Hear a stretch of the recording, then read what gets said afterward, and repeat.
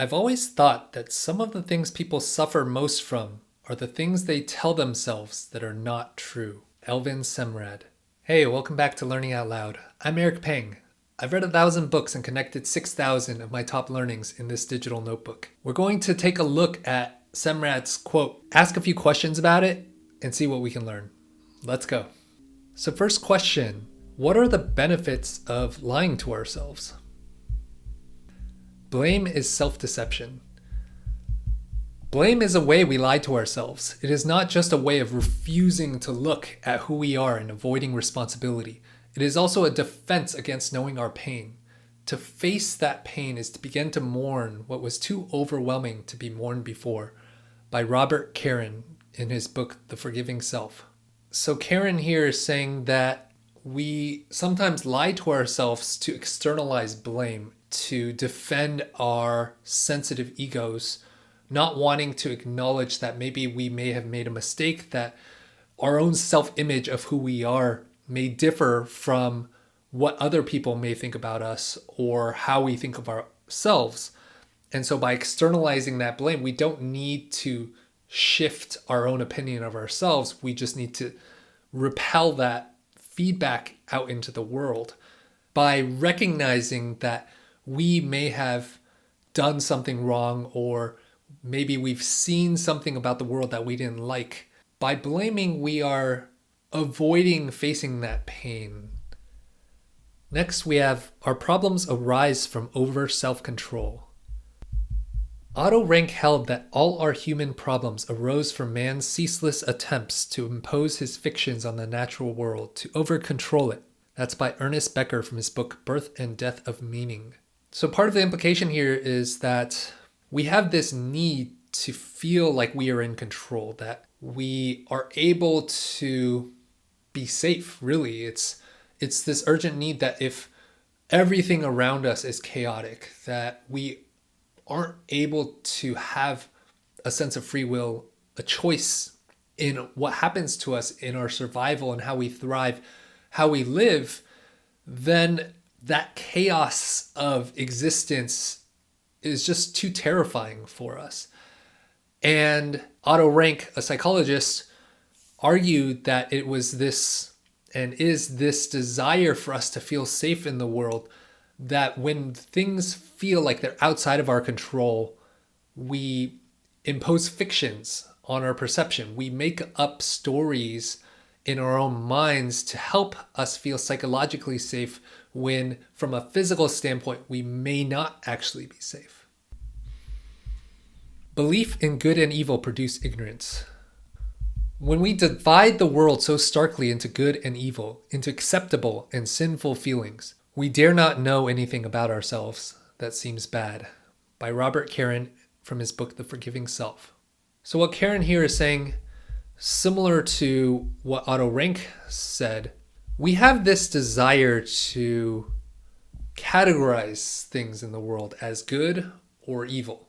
And that categorization helps us make sense of the world. It helps us to decide how to act. And this good and evil isn't necessarily like this objective grand good or evil, but oftentimes it's what's good for us and what's evil for us. So when somebody does something that hurts us, even though it's unintentional, let's say someone cuts you off in traffic or just does something that usually is a result of ignorance or just being an accident, we ascribe a sense of intent and evil kind of meaning behind it. When we have this tendency to assign things into good and evil, we then also have this danger and dilemma that comes into play, that when we judge somebody else for making a mistake and that's evil, like it's easy to put that blame out there. But when we ourselves do something that if somebody else had done to us, we would view as evil, it's very hard then for us to acknowledge that about ourselves, because we feel the urgent need to always feel like we are the hero of our own story. We have to generally believe that we are the good guy. And so when we start to let in some feedback that, hey, maybe we aren't this 100% good person all the time, that's something that usually we try to deny. So now let's take a look at this second question. How do we suffer when we lie to ourselves? Self-deception fragments our minds. We hide reality from our conscious minds the better to hide it from onlookers.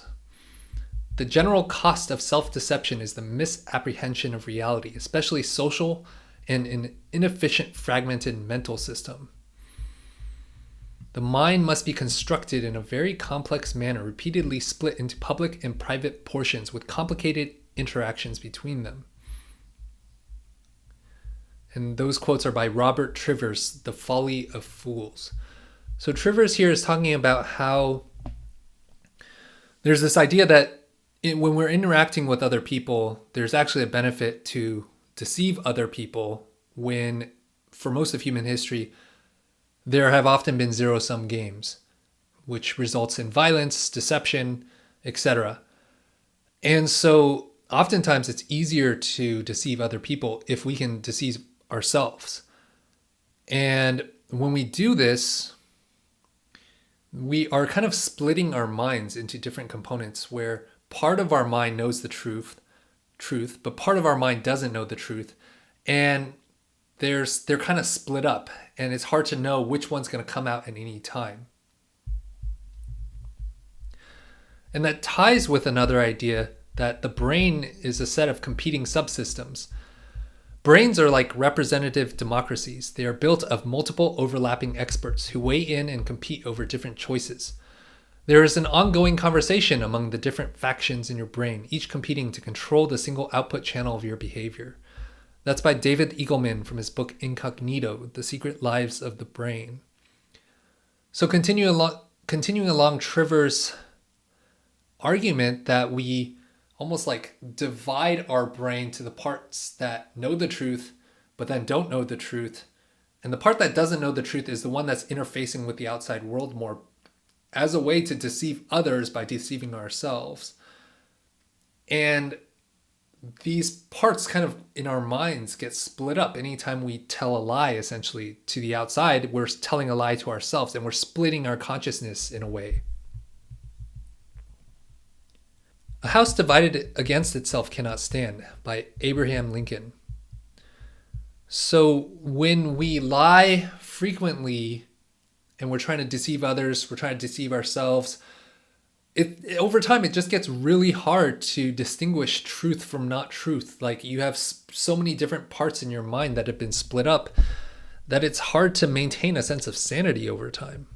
And that's somewhat, I think, what Semrad is referring to here, that the things that they tell themselves that are not true, when we tell small lies to ourselves and they build up over time, we start to suffer from it because it's like we have all these different voices in our heads that are trying to keep track of what's the truth, what's the lie.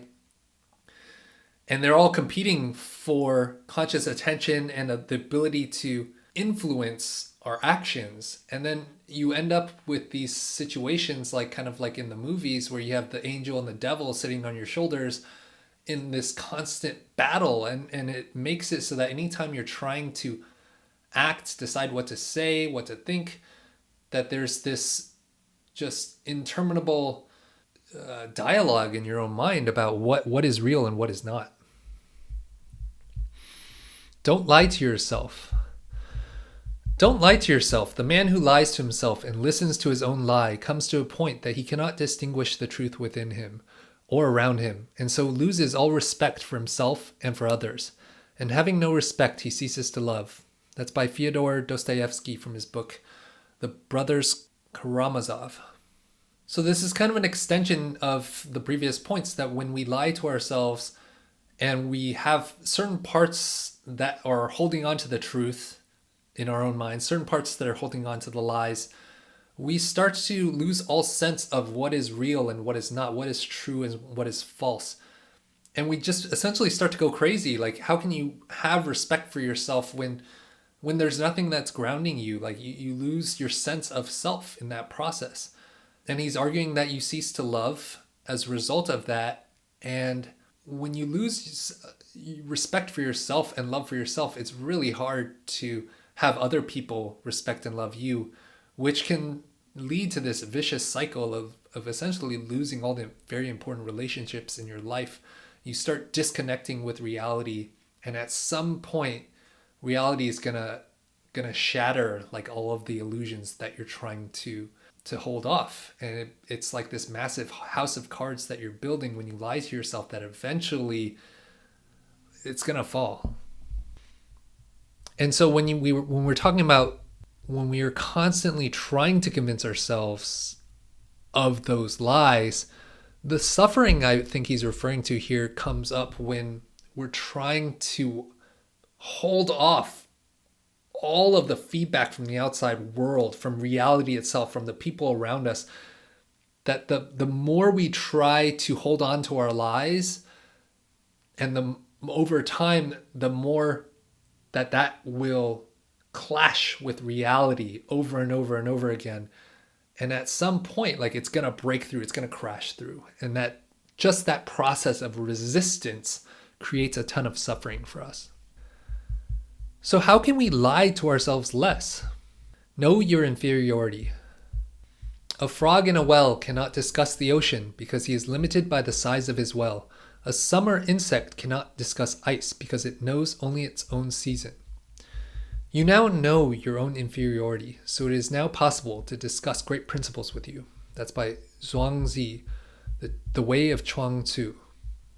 This idea is that if we acknowledge our own inferiority, if we acknowledge that we are imperfect, that we don't know everything, that we are in fact capable of making mistakes, and that's okay, that we don't have to present this perfect front all the time, then we don't have this urgent need to defend who we are. We don't have to put up these illusions, create these lies to defend our sense of self, our sense of identity, our sense of ego.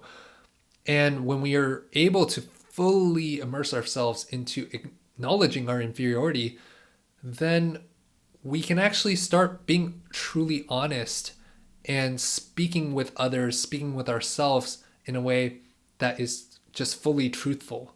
And when we are able to go there, Semrad would argue that then we don't really suffer as much, that there isn't this resistance with what reality is if we can accept that there's nothing for us to defend in the first place.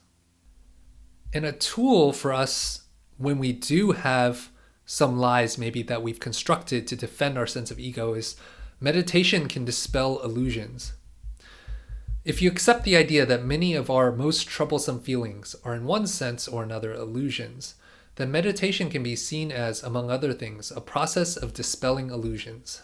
That's by Robert Wright, Why Buddhism is True. I found this useful in my own life, both through therapy as well as meditation as tools to basically deconstruct the thoughts that are going on in my head. Particularly noticing feelings that arise with those thoughts. And usually I suspect that when I might be trying to hold on to something that isn't entirely truthful, there's some pretty strong energetic emotional feelings attached somewhere in my body, and that can be a sign to dispel like some of these illusions.